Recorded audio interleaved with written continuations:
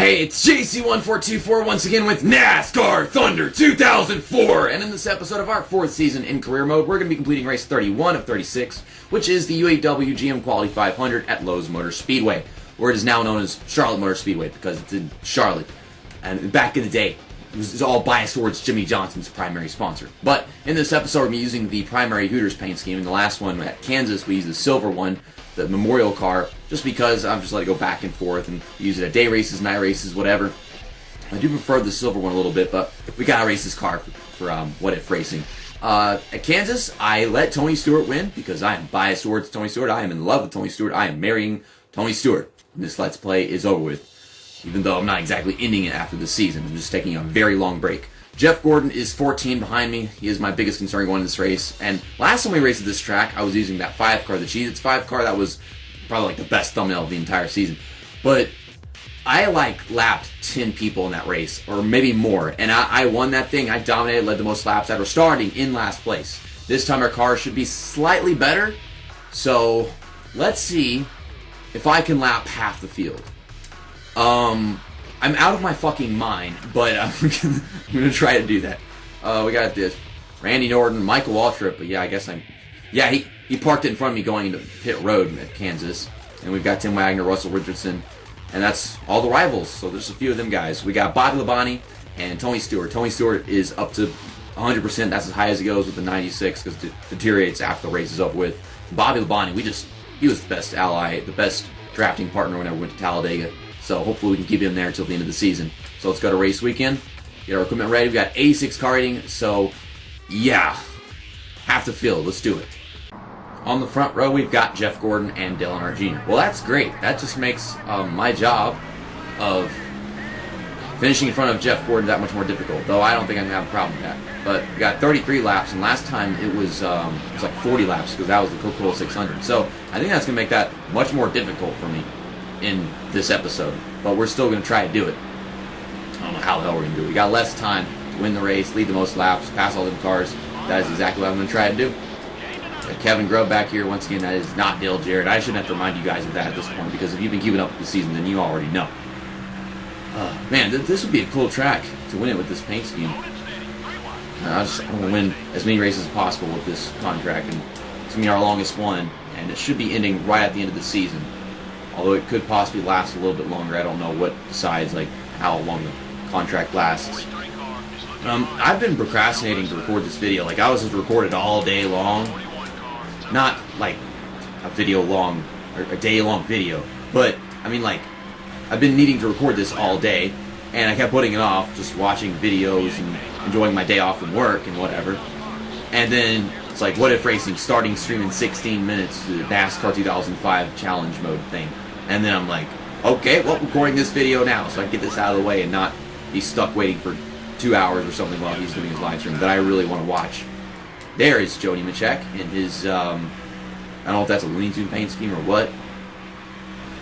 Got ourselves a bit of a loose race car. There's Michael Waltrip, who I'd figure would try blocking me, and he does. He just kind of threw his car in front of me. I don't know if that pissed him off, him just cutting me off or whatever the hell just happened. We see Bobby Labonte up there. We are up to 26th, 4.5 laps in, I guess. And there is Stanton Barrett. Just reminders, I don't know if I'm missing someone else in here, Chase Montgomery still drives a 27 car, right? At least I think he does. Maybe we already passed him. Maybe he's not in this race. I don't freaking know. I just hit Ryan Newman. And then we got all these freaking fancy drivers. It is very important that you don't hit a fancy driver whenever you're in career mode. Not very important, but for me, because of my OCD or whatever, you hit a fancy driver, they're mad at you, and they don't race again for several races, so that your Grudges and Alliances page is just filled with freaking fancy drivers because they never come back to settle the score or whatever. And there's another one, the 171 ugly Home Depot car. It's not ugly, I just don't like how the colors are organized, or dark red and orange. Well, we're in the top half of the field. See, I set this really high goal for myself, to lap half the field, and I forgot that this race is shorter. While the race is shorter, it's still a 500 miler, which would kind of frustrate me as soon as I saw that. Whenever I started up the game, it was like, oh great, it's 500, so that just makes the race that much longer. And I want to get this dang race out of the way so I can go watch that damn stream. I'm racing to what if racing. Okay. Finally, getting around Bobby Labonte. This should be a clean pass. I don't know if that's really going to count for anything in the Alliance. Usually, like, clean passes add, like, +2 or something. Jeff Burton is running me all the way down to the apron. I'm going to brake very hard. Hold this bottom line. And I still got my nose underneath him. Going to pass Jeff Green, get into the top 10. Jeff Green is in 10th place right now. Kamikaze. He's getting better. He's having one of them days. Usually at super speedways, for some reason, Jeff Green those are his best places to go to. Mainly because it's DEI. They're very good at super speedways. But this is Charlotte, so I guess he's running very well here. I don't know what Jeff Green's best run in reality was. I don't even remember if he actually won something. Because I never look at most of these driver statistics. I know drivers that for sure have wins, like, Jimmy Johnson, he's won a few races. Kevin Harvick, he's won a few races. Mark Martin, he's won a few races. But whenever it comes down to, like, drivers that didn't get much success, I don't know, like, which ones, like, have wins, don't. Mike Waltrip, I know he won, like, 3 races, maybe 4, and they were all at super speedways. I don't think he won anywhere except for super speedways. Like, there was a Talladega win, and then 2 Daytona wins, or maybe it was 3. I just crashed into Mark Martin, and he did not care, I guess.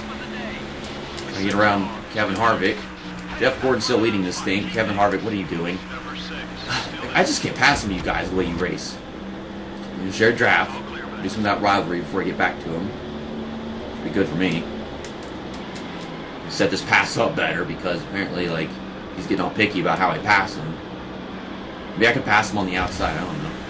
We've got Sterling Marlin ahead of him, so maybe Sterling Marlin could help me. Yeah, here we come, here we come. Don't hit the outside wall, though, that would suck. Look, I just passed Kevin Harvick on the outside. Yay.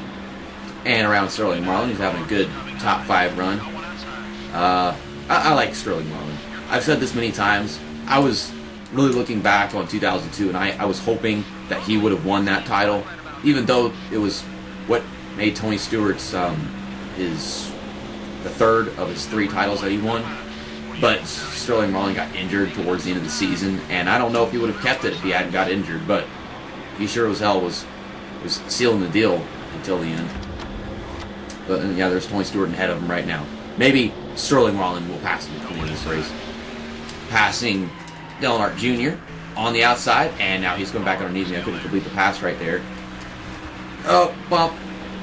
Trying to not get my nose underneath Jeff Gordon, but also not cut down on Dale Earnhardt Jr. because then I'll wind up getting myself wrecked.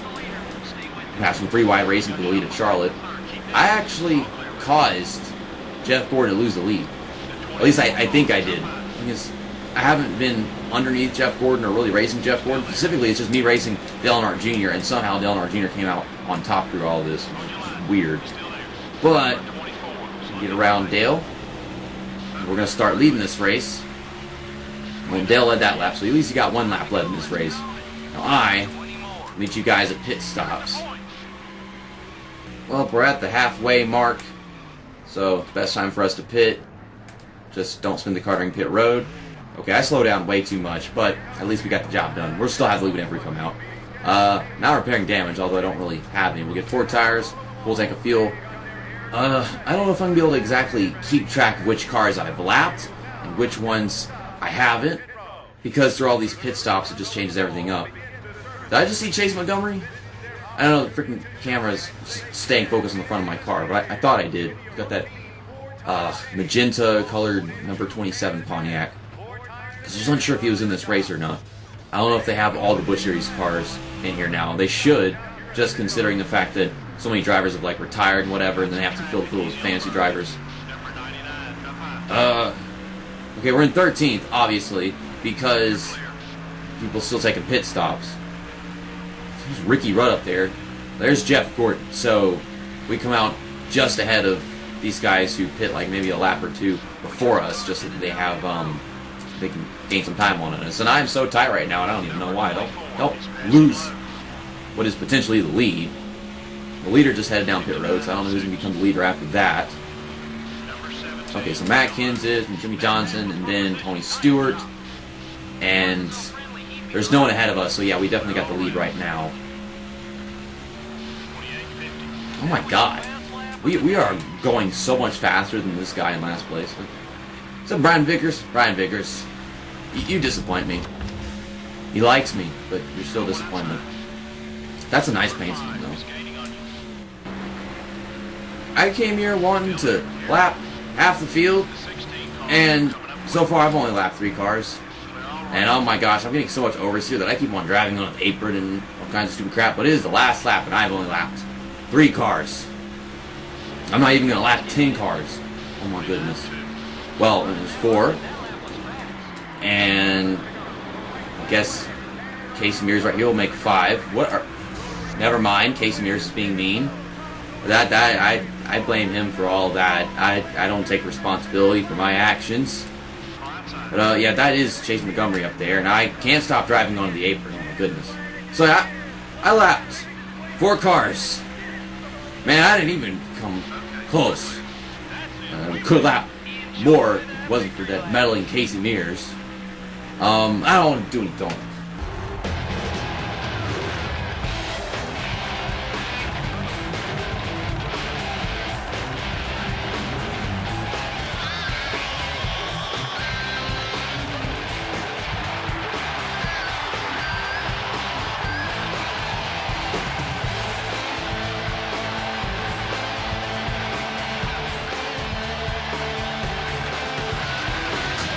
But in the next episode, we're going to Martinsville Speedway for the Subway 500, race 32 of 36. We're going to be using the Hooters Memorial paint scheme. And yeah, I think that'll look good at Martinsville. We got 5 races to go, and that's 5 races for us to win at least 3 more races. Yeah, if we win 3 more races, we will surpass how many wins we got in our 2005 season, the 3rd season of career mode. We are 52 points ahead of Jeff Gordon after that race. We were 14 ahead of him before we did that one. And Tony Stewart, of course, he's even further back. But yeah, Jeff Gordon finished like 8th. So, damn.